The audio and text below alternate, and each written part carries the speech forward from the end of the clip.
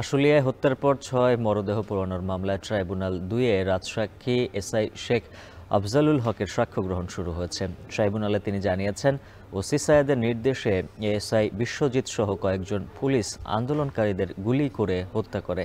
এ বিষয়ে আরও বিস্তারিত জানাতে ট্রাইব্যুনাল থেকে যুক্ত আছেন ইমদাদুল আজাদ।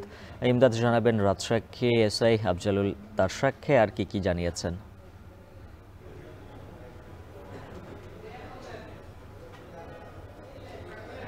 হ্যাঁ, উজ্জ্বল, আজকে আন্তর্জাতিক অপরাধ ট্রাইব্যুনাল ২-এ গত বছর জুলাই অভ্যুত্থানের সময় গত বছরের ৫ই আগস্ট সাভারের আশুলিয়ায় যে ৬ জনকে গুলি করে হত্যার পর যে লাশটা পোড়ানো সহ ৭ জনের যে হত্যা মামলা, সেই হত্যা মামলায় আজকে ১৮তম দিনের মতো সাক্ষ্য গ্রহণ শুরু হয়েছে।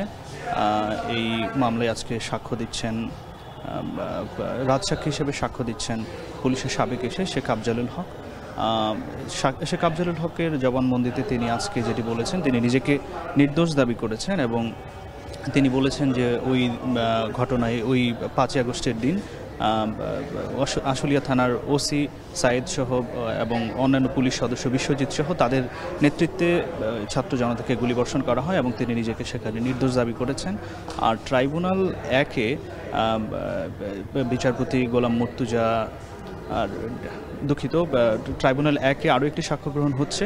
সেটি হচ্ছে রাজধানীর চানখারপুলে গত বছরের ৫ই আগস্ট যে ৬ জন আন্দোলনকারীকে গুলি করে হত্যা করা হয়, সেটির সাক্ষ্য গ্রহণ হচ্ছে আজকে।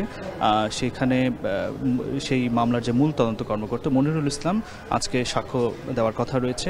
সাধারণত আমরা জানি যে মামলার তদন্ত কর্মকর্তারা সবশেষ সাক্ষ্য দেন এবং এরপরেই যুক্তিতর্ক হয়। যুক্তিতর্কের পরে সাধারণত মামলার রায়ের তারিখ নির্ধারণ করা হয়।